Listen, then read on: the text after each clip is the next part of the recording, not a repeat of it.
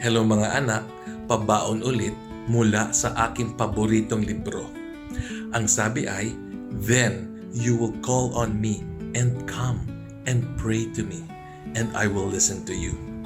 Mga anak, importante po magdasal. Ang pagdadasal po ay ang aking highlight sa buong araw. In my prayer, I adore Him. I worship Him. I give Him praises. Sa pagdadasal ko po, palagi po ako nagko-confess araw-araw kasi makasalanan po akong tao. In my prayer po, I give Him thanks on everything.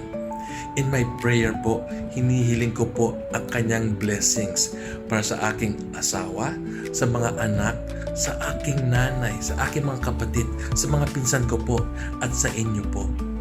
Importante po ang makipag-usap sa Diyos araw-araw. O siya, God bless mga anak.